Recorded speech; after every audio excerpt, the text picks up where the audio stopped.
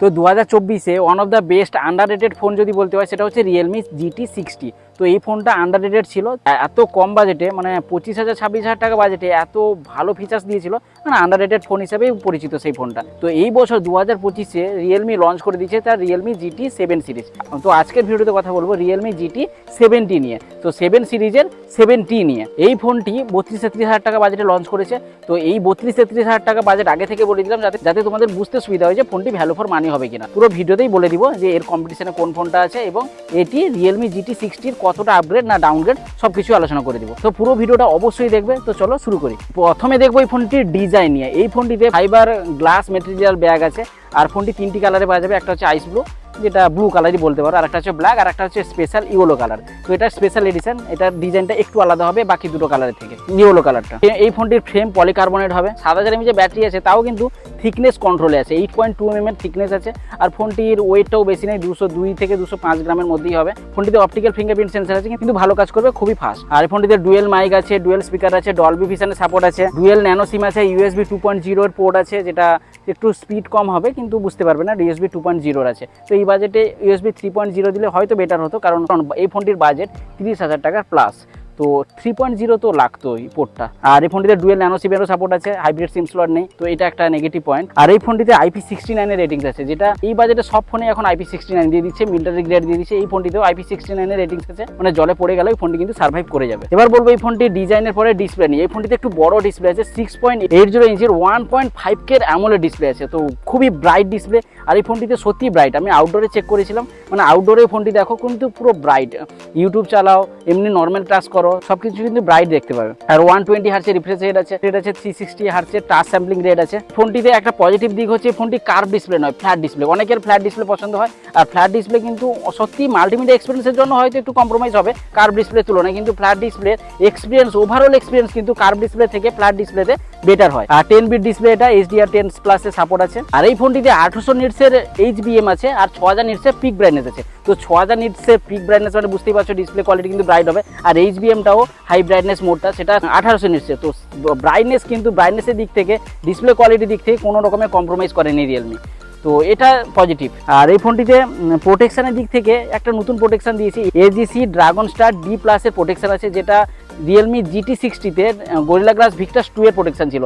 আমার মনে হয় গরিলা গ্লাস ভিক্টাস 2 এর প্রোটেকশনটা একটু বেটার থাকতো। এটা কিরকম প্রোটেকশন আমার ঠিক জানা নেই, নতুন প্রোটেকশনই দিয়েছে। আর এই ফোনটিতে পারফরমেন্সের দিক থেকে গেলে আগে Realme GT 60-তে কিরকম পারফরমেন্স ছিল সেটা বলে দিই। Realme GT 60-তে স্ন্যাপড্রাগনের প্রসেসর ছিল, 7+ Gen 3 এর প্রসেসর ছিল, কিন্তু এই ফোনটিতে Dimensity প্রসেসর আছে।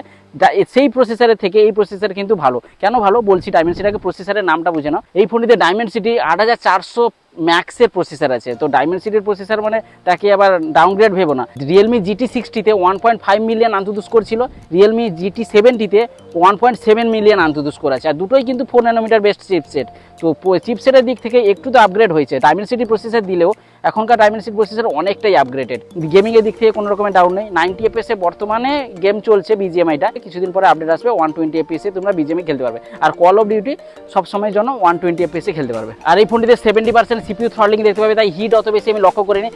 গেমিং খেলার সময় অত বেশি হিট তোমরা লক্ষ্য করবে না। আর এই ফোনটিতে LPDDR5X RAM টাইপ আছে, UFS 4.0 স্টোরেজ টাইপ আছে, মানে 120 হার্টজের রিফ্রেশ রেট আর UFS 4.0 স্টোরেজ টাইপ সব মিলে কিন্তু মাল্টিমিডিয়া এক্সপিরিয়েন্স, মাল্টিটাস্কিং এক্সপিরিয়েন্স কিন্তু বেটার হবে। আর এই ফোনটিতে Android 15 এর আপডেট আছে, Realme OS 6 এর আপডেট আছে, 4 বছরে মেজর আপডেট পাবে, 6 বছরে সিকিউরিটি আপডেট পাওয়া যাবে। Realme কিন্তু আপডেট দিয়ে থাকে, এ নিয়ে কোনো সন্দেহ নেই। তবে একটা কথা কি, এই সব 30-35 হাজার টাকা বাজেটেও এই ফোনে প্রি ইনস্টল অ্যাপ আছে, মানে Realme কোম্পানি 10 আর 12 হাজার টাকা বাজেটে প্রি ইনস্টল অ্যাপ দিচ্ছে, ঠিক আছে, কিন্তু এত টাকার বাজেটে প্রি ইনস্টল অ্যাপটা দেওয়াটা কিন্তু অতটা ভালো দিক নয়। তবে এগুলোকে সব ডিসেবল করে তোমাকে ফোন ইউজ করতে হবে, এই অ্যাপগুলোকে রাখাও মোটে দরকার নেই, আনইনস্টল করে দাও, তারপরে ইউজ করো। তো এবার বলবো ক্যামেরা। এই ফোনটিতে 50 মেগাপিক্সেলের Sonyর IMX896 এর সেন্সর আছে, খুবই ভালো সেন্সর। আর OIS সেন্সর, 4K 60 FPS তোমরা ভিডিও রেকর্ডিং করতে পারবে। আর এই ফোনটিতে 8 মেগাপিক্সেল আল্ট্রাওয়াইড সেন্সর আছে, মানে টেলিফটো সেন্সর নেই। টেলিফটোর সেন্সর না থাকলেও এই ফোনটিতে জুম কোয়ালিটি কিন্তু AI এর মাধ্যমে বেটার হবে, অনেক বেস্ট হবে। কারণ এই সব বাজেটে অন্যান্য ফোনও 20x পর্যন্ত জুম দিয়ে দেয়,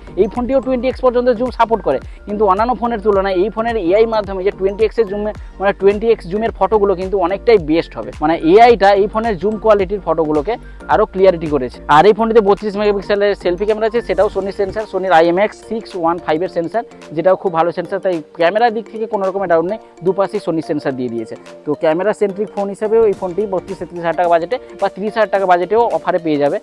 ফার্স্ট সেল হয়তো চলে গেলো 30 হাজার টাকার মধ্যে পেয়ে যেতে, জানি না অফার অ্যাপ্লাই করলে হয়তো 30 হাজারে পেয়ে যাবে। 30 হাজার টাকা বাজেটে ক্যামেরা কোয়ালিটি কিন্তু বেস্ট আছে, মানে আপ টু 2x এর পোর্ট্রেট সেন্সারে ফটো তুলতে পারবে। তো এটা হয়তো একটু নেগেটিভ পয়েন্ট, ফটো কোয়ালিটি ফোনটা যখন আমার হাতে আসবে তখন ফটো কোয়ালিটি নিয়ে আলোচনা হবে। তো জাস্ট স্পেসিফিকেশনটা বলে দিলাম। আর এই ফোনটিতে ভিভিড টাইপ ফটোগুলো আছে, আর ডিসপ্লেটাও ভিভিড টাইপ, ফটোগুলো ভিভিড টাইপ, মানে সোশ্যাল মিডিয়া রেডি।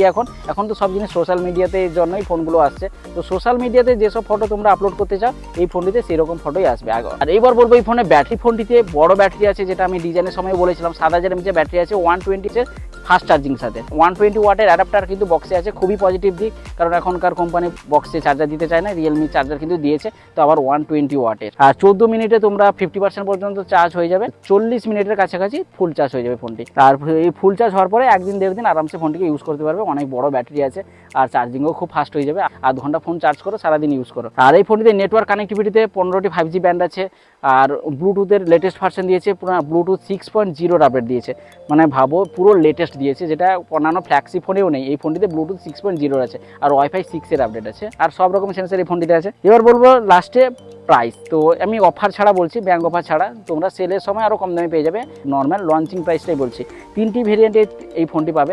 একটা হচ্ছে 8GB RAM, 256GB স্টোরেজ। সবথেকে ভালো দিক হচ্ছে এই ফোনের বেস ভেরিয়েন্টেই 256GB থেকে শুরু। তো প্রথমটা 8/256, যেটা 35,000 টাকা দাম। 12GB RAM, 256GB স্টোরেজ, যেটার দাম হচ্ছে 38,000 টাকা। আর একটা হচ্ছে 12GB RAM, যেটা হায়ার ভেরিয়েন্ট, 512GB স্টোরেজ, সেটা হচ্ছে 42,000 টাকা। তো নর্মাল বেস ভেরিয়েন্টটাকে কিন্তু ভ্যালু ফর মানি বলতে হয়তো এখন পারছি না, কারণ এটা যদি 30,000 টাকার মধ্যে পেয়ে যাও তাহলে হয়তো ভ্যালু ফর মানি হবে, না হলে কিন্তু এই ফোনটি একটু ওভার প্রাইসড মনে হয়েছে আমার। বাকি এই ফোনের পজিটিভ দিক, নেগেটিভ দিক সব দিক থেকে আলোচনা করলাম। ফোন এলে আরও ভালোভাবে রিভিউ করতে পারবো। তো আজকের ভিডিওটা এই পর্যন্ত। ভিডিও যদি ভালো লেগে থাকে তাহলে অবশ্যই লাইক করে সমস্ত বন্ধুদের সাথে শেয়ার করে দিও। আর এই চ্যানেলটি পরবর্তী আপডেটগুলো পাওয়ার জন্য চ্যানেলটিকে অবশ্যই সাবস্ক্রাইব করে পাশে বেল আইকনটাকে প্রেস করে রাখবে। দেখা হবে তাহলে নেক্সট ভিডিওতে। সবাই ভালো থাকবে, খুশি থাকবে, টাটা।